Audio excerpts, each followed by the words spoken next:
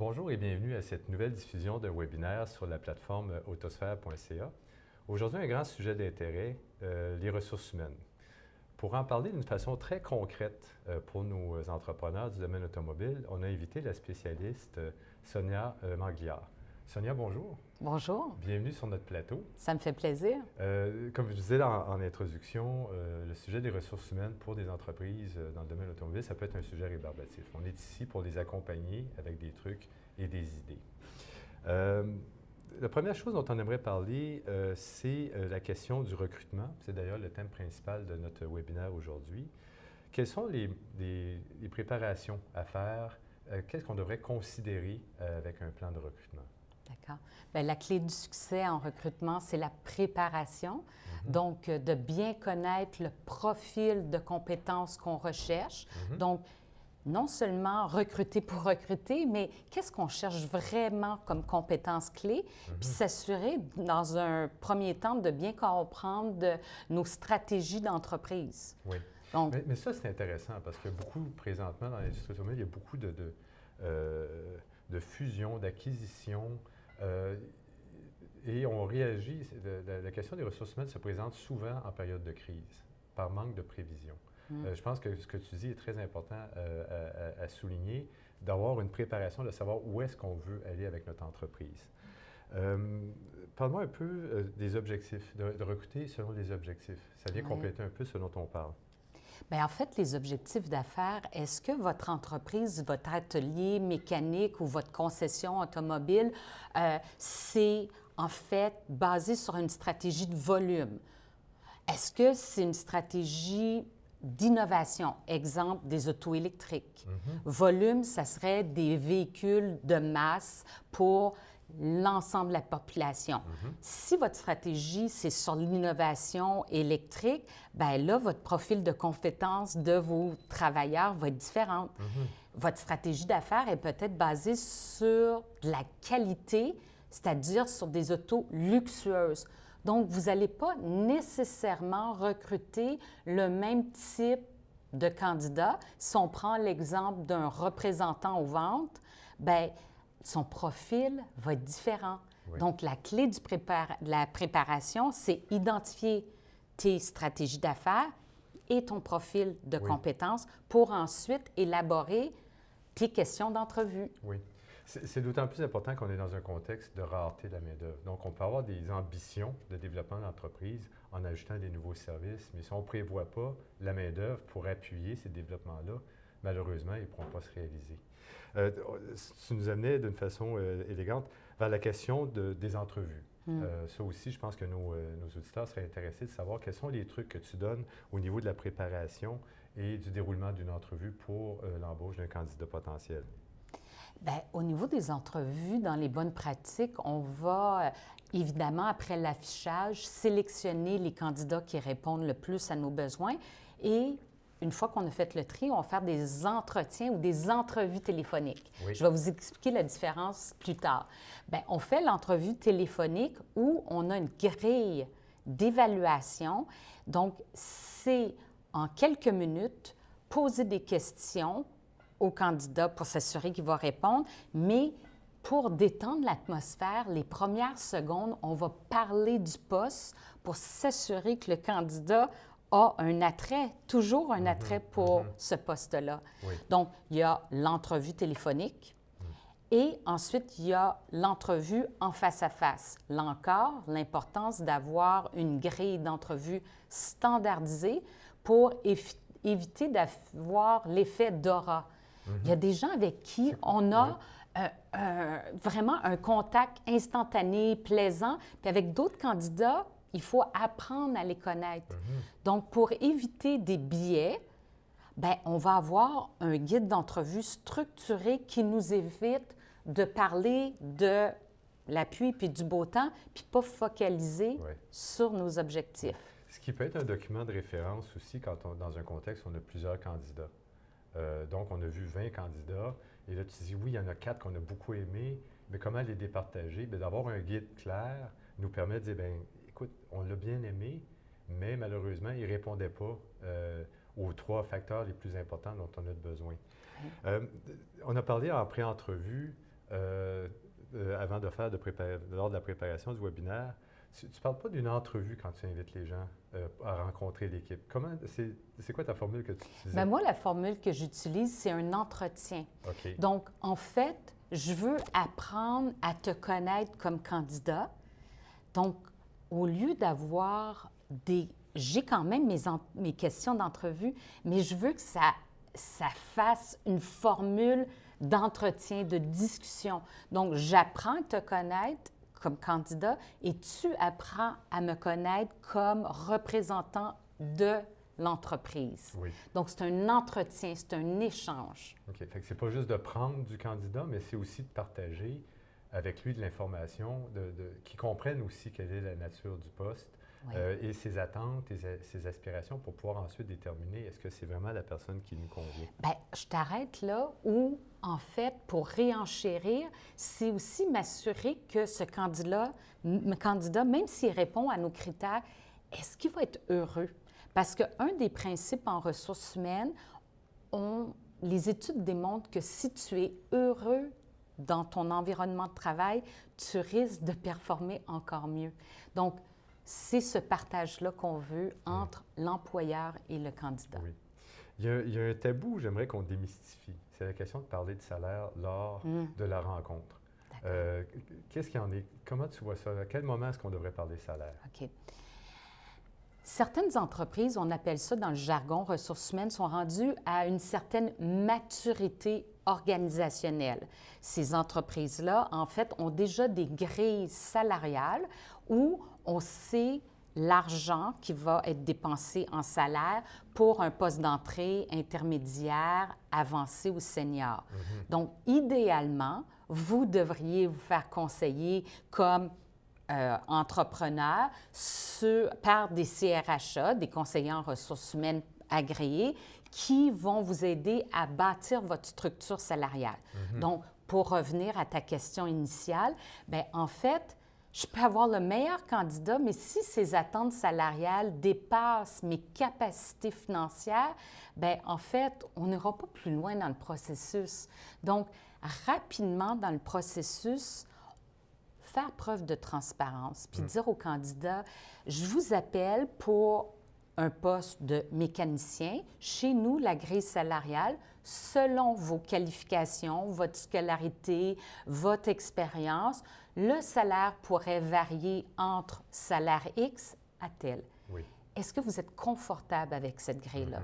Donc, on élimine les candidats qui ont des attentes vraiment supérieures à notre échelle. Oui. Mais ça vient, il y a un facteur, il y a une réalité présentement, c'est que les candidats vont magasiner pour un salaire, mais il y a aussi tout ce qu'il y a autour, les conditions qui sont, on parlait de l'environnement de travail, par exemple, ou certains avantages sociaux. Ça aussi, ça devrait être présenté lors des entrevues pour dire, bien, regarde, ça, c'est le salaire d'entrée, il y a une possibilité de progresser au sein de l'entreprise. En passant, on a un club social. En passant, il y a des avantages. En passant, on vient de rénover. Il y a une terrasse. L'été, tu peux aller prendre ton lunch au soleil. Est-ce que c'est à ce moment-là qu'on place ces informations-là pour, comment je pourrais dire, enclencher l'opération Charme? Là? Oui. Bien, en fait, on peut justement parler, tout ce que tu viens de décrire, c'est ce qu'on appelle la rémunération indirect. Donc, la rémunération indirecte étant ton salaire de base, mais tout ce qui est monnayable, mais à côté serait de la rémunération indirecte. Et on va en parler. Habituellement, moi, je suggère à mes clients d'en parler lors de l'entrevue en face à face, lorsque, justement, on a déjà pressenti que c'est un candidat intéressant. Donc, on commence justement à lui laisser savoir tous les avantages qu'il pourrait y avoir au sein de notre entreprise au niveau de la rémunération indirecte. Oui. En complément à cette information-là, tu as ajouté un élément que je trouvais très intéressant. À cette étape-là de la démarche de recrutement, d'inviter le candidat à visiter les locaux, de rencontrer l'équipe. C'est quoi les avantages de faire ça? D'accord. Donc, en fait, on veut s'assurer que le candidat soit à l'aise dans notre environnement. Donc, il y a certains environnements qui sont comme plus, je dirais, austères, puis d'autres qui sont plus conviviales. Donc, on a chacun notre personnalité, puis où je vais me sentir le mieux. Donc, en faisant visiter, ça permet au candidat de s'assurer qu'il va être heureux dans cet environnement et ça nous permet, comme employeur, de voir comment les gens réagissent à notre environnement et est-ce qu'ils vont bien s'intégrer au sein de notre culture et au sein de notre équipe. Très concrètement, un candidat va essayer de charmer ses patrons. Oui. Parce que c'est moi le meilleur et tout ça. La réceptionniste. Oui, bien, on en a parlé justement brièvement. C'est un conseil que je donne à mes clients, puisque je suis consultante en ressources humaines. Je donne comme conseil d'impliquer la réceptionniste. Donc, on va lister tous les candidats qui seront convoqués en entrevue en face à face. On donne cette liste à la réceptionniste. Donc, il y a certains candidats qui sont vraiment, en fait, maladroits et ils vont charmer uniquement l'intervieweur ou le futur patron et, en fait, vont presque ignorer la réceptionniste. On ne veut pas un candidat comme ça. On veut un candidat qui va être inclusif et quand il va être notre employé, qui va être poli avec tous les membres de l'équipe, peu importe leur fonction, et qui va être aussi poli avec nos clients. Oui, c'est vraiment, j'aime ça, j'aime le baromètre réceptionniste. Moi, je trouve ça bien parce que c'est quelqu'un qui a vu passer tous les autres candidats, qui est en interaction avec les clients souvent. Fait qu'elle, cette personne-là, que ce soit homme-femme, va avoir une bonne perception. Il va pouvoir, je trouve ça intéressant d'impliquer les gens de l'équipe aussi. Ils ne sont pas décisionnels, mais ils vont quand même pouvoir partager certaines informations. Une stratégie de recrutement qui est souvent négligée, c'est celle par les ambassadeurs, c'est-à-dire le recrutement qui se fait par les membres du personnel. Explique-moi un peu, c'est quoi cette stratégie-là? Donc, on parlait en entrée de jeu que quelquefois, c'est en mode panique, que certains entrepreneurs, faute de moyens, faute de ressources, vont en catastrophe combler pourvoir un poste. Mais en fait, il faut prendre le temps à l'interne d'analyser. J'ai peut-être des candidats à l'interne et en fait, les employés à l'interne ont peut-être dans leur entourage des anciens collègues, des amis qui ont terminé l'université ou leur DEC, leurs études, peut-être qui ont entendu parler d'un candidat potentiel. Donc, on appelle ça le programme de référencement où les employés vont être les meilleurs ambassadeurs pour parler du poste à pourvoir à leur entourage et, en fait, transmettre cette information-là aux recruteurs ou aux dirigeants de l'entreprise. C'est des merveilleux ambassadeurs parce qu'ils vont dire la vérité. Ils vont dire, chez nous, venez travailler chez nous parce que c'est une merveilleuse entreprise, un merveilleux atelier mécanique ou concessionnaire automobile. Oui. Mais ce que je trouve très intéressant là-dedans, c'est que c'est à double volet. C'est-à-dire que moi, je travaille dans une entreprise, on est un milieu de travail agréable, des bonnes conditions. Je vais en parler à mon entourage, mais je vais cautionner cette personne-là aussi au niveau, aux yeux de mon employeur. C'est-à-dire, je n'irai pas chercher n'importe qui, puis de le rentrer dans l'entreprise, ils vont faire mauvaise presse. J'ai intérêt à trouver des candidats qui sont à la hauteur aussi, parce que ça vient appuyer ma réputation en disant hey, « Wow, Michel nous a recruté quelqu'un de bien. » Puis c'était...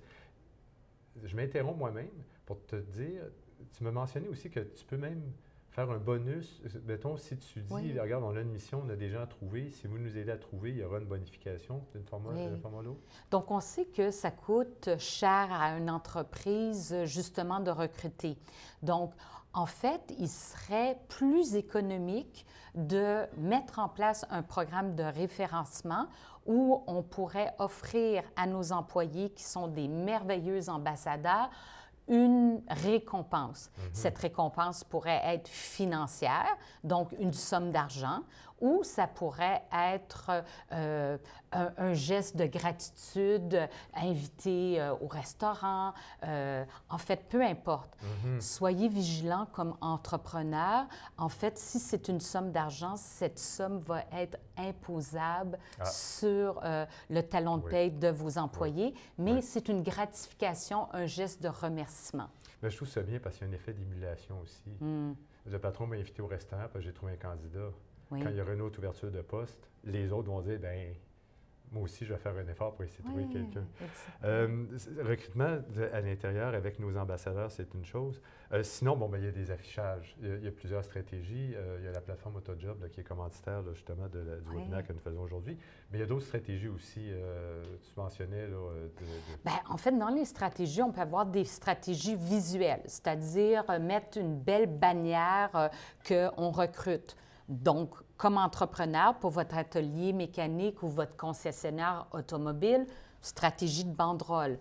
On peut mettre justement des affichages de postes dans les écoles où on recrute nos mécaniciens. Oui. On peut mettre des affichages de postes justement sur des plateformes numériques. Donc, on va diversifier nos moyens justement pour se faire visible et attirer des candidats potentiels, mais qui viennent de différents milieux. Donc, du milieu scolaire, du milieu du marché du travail, des gens qui sont à la recherche d'un nouvel emploi, qui vont être probablement présents sur les médias sociaux. Parfait. J'aimerais qu'on parle maintenant, dans le deuxième volet de notre webinaire, de toute la question de la gestion du changement. Explique-moi un peu quelles sont la nature des changements, d'où viennent les changements? Bien, le changement pourrait venir, en fait, de l'externe, un changement au niveau de la législation qui affecte le monde de l'automobile. Ça pourrait être un changement économique, le taux de change diffère. Ça pourrait être un changement technologique. Ça pourrait être un changement sociétal, environnemental. Donc, en fait, ça peut venir de toutes les bords, ces changements-là. Et comme entrepreneur, je dois être à l'affût de ces changements qui vont affecter mon entreprise. Oui, ça peut être le marché, perdre un marché à cause des guerres tarifaires qu'il peut y avoir, mais ça peut être aussi l'introduction d'une nouvelle technologie toute simple qui va venir quand même bousculer les employés dans l'atelier ou chez la concession. Quelles sont les clés du succès pour accompagner le changement? Bien, en fait, dans le modèle, de la gestion du changement, c'est important, comme entrepreneur, de s'assurer que le changement va être connu, compris, accepté et célébré. Okay. Donc, connu, ce que ça veut dire, c'est que j'informe tous les membres de mon équipe, pas seulement ceux qui vont être affectés directement. Okay. Je te donne un exemple concret. Si j'introduis un robot dans mon atelier mécanique, je ne dois pas aviser seulement les mécaniciens, je dois informer tous les gens de l'organisation de ce changement pour pas que le commérage arrive, on va perdre nos jobs. Ouais. OK? Donc, connu par tous, compris, compris pourquoi on fait ce changement-là. C'est pour des raisons d'efficacité, baisser les coûts, ainsi de suite. Il faut justifier pourquoi. Ensuite, accepter, ce que ça veut dire, c'est que tous les gens de notre organisation embrassent ce changement-là. Donc, on veut une adhésion, un engagement, une mobilisation.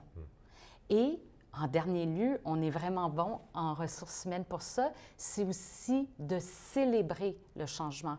Donc, après quelques semaines, quelques mois, peut-être ça prend 12 mois, ce changement-là, on va célébrer.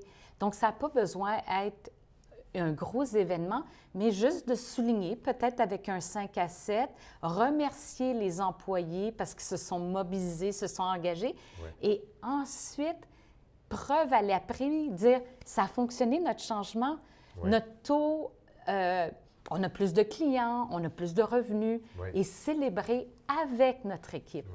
Je trouve ça très intéressant parce que tout repose sur la communication. Ah oui. J'ai eu des échos, moi, un atelier qui engage, qui cherchait un technicien, il fait l'affichage et les autres techniciens disent, ben là, qui va partir? Manque d'information. Il y avait une crainte alors qu'il y avait une expansion. C'était des bonnes nouvelles, mais si ce n'est pas partagé, ce que tu disais, c'est ce qui tue le changement, c'est la rumeur aussi, là, qui devient un élément où les gens deviennent réfractaires au changement ou mal informés, ils ne vont pas nécessairement souscrire, embarquer avec les nouvelles façons, les nouveaux processus ou les nouvelles technologies qui sont introduites. Formation. Il y avait une question d'accompagnement. On parlait tout à l'heure que quand on prévoit, on voit venir un changement qui soit subi, il faut le comprendre, il faut le partager, mais il faut aussi accompagner les gens.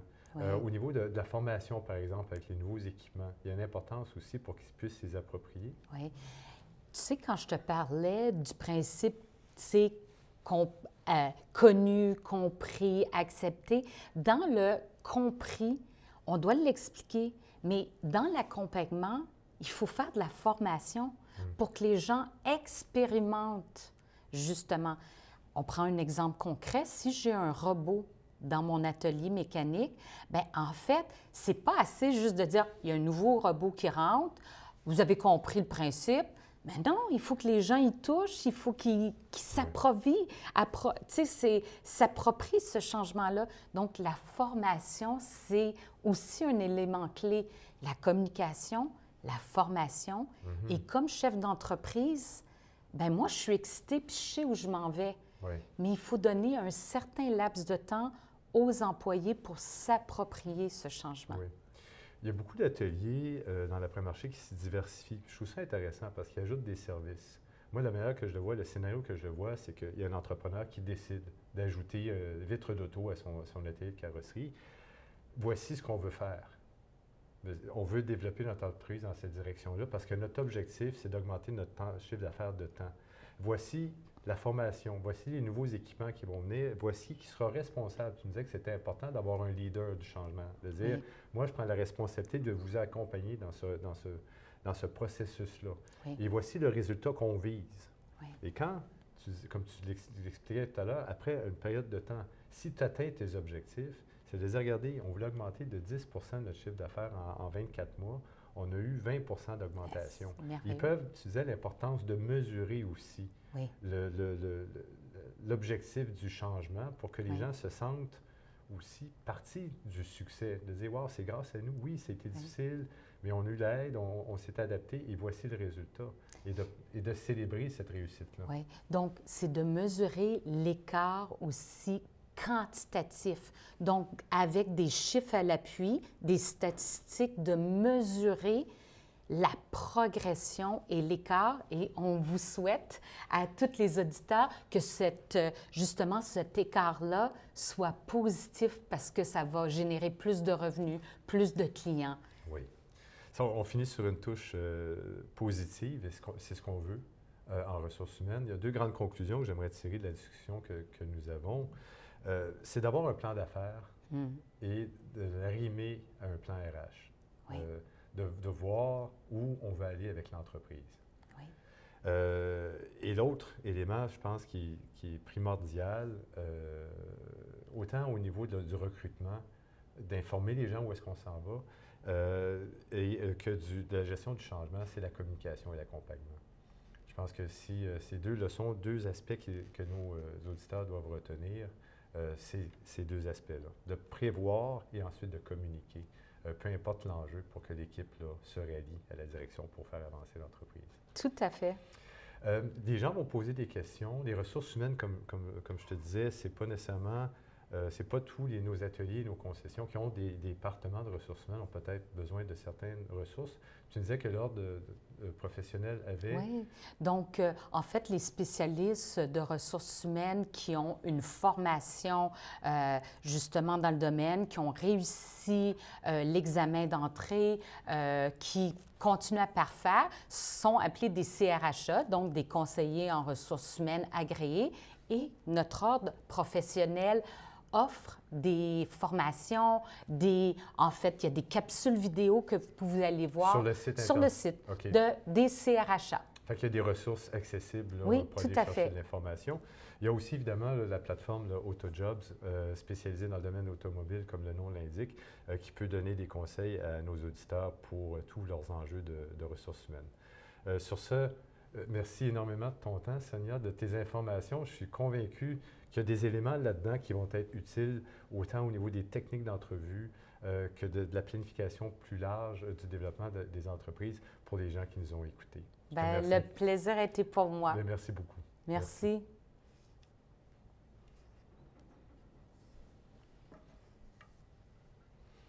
C'est bon. Félicitations. Bien, merci bien. Ça a été une belle expérience. Non, vraiment très naturel, très